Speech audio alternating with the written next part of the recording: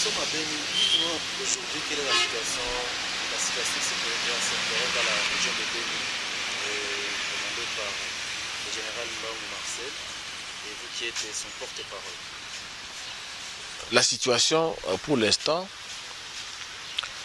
dans le territoire et la ville de Beni est marquée par l'activisme de l'ennemi.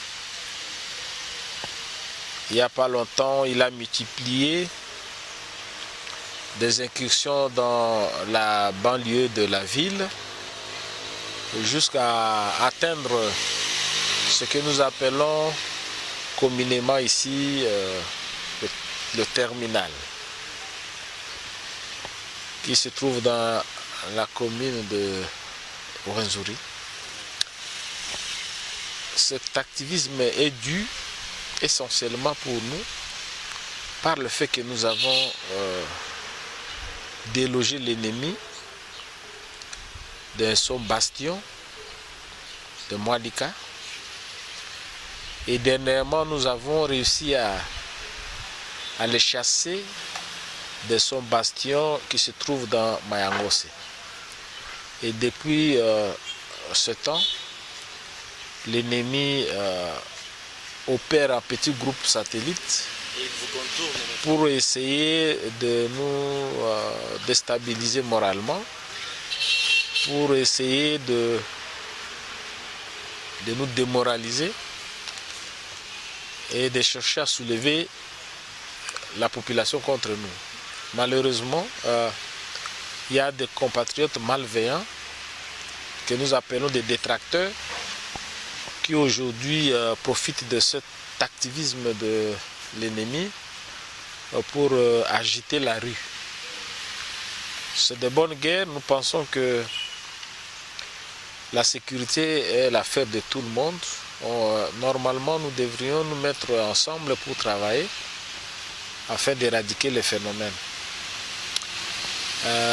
Qu'à cela ne tienne,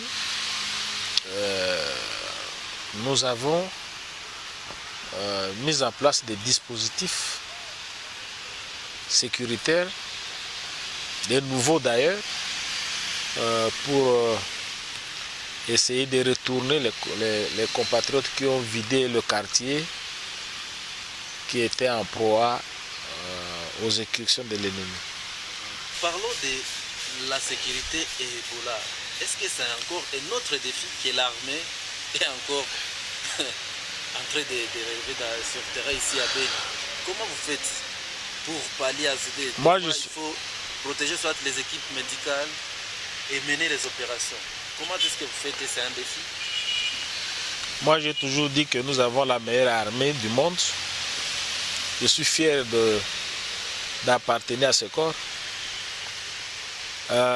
Les derniers événements ici prouvent que nous sommes forts.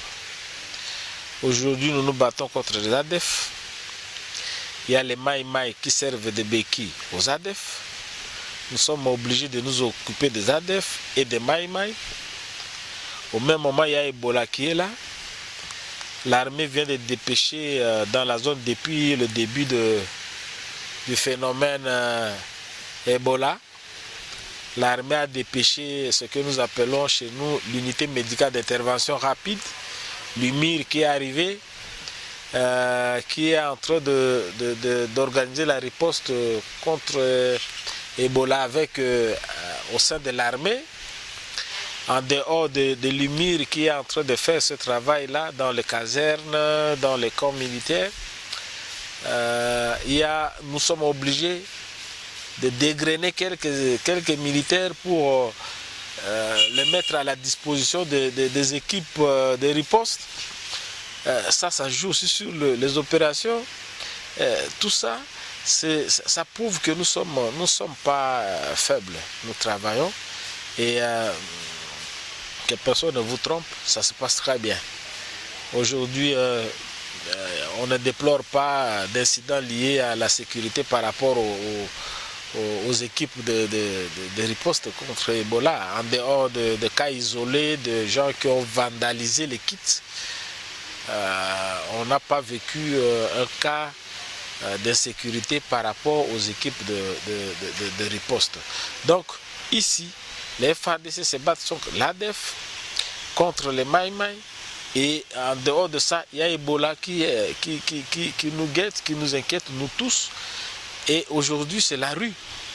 C'est la rue qui est en train de bouillonner. Nous sommes obligés, en dehors de traque de l'ennemi en profondeur, en dehors de travail en profondeur, en dehors de celui de la sécurisation des agglomérations, en dehors de la complicité des Maïmaï, nous devons aussi gérer la rue. Donc c'est un travail énorme que nous sommes fiers de le faire. Et aujourd'hui, 4 ans depuis le début des massacres. Ouais. Est-ce que vous avez un message particulier à adresser à toutes ces communautés ou même vos partenaires ou la population? Le message, c'est que, vous savez, nous avons toujours travaillé avec cette population meurtrie. Nous avons toujours échangé utilement avec cette population. Nous n'avons jamais eu de problèmes. En dehors de malveillants, de détracteurs qui essaient de nous diviser. Nous sommes ici pour travailler par rapport à la population, par rapport à la sécurité de cette population. 4 ans, oui, c'est vrai.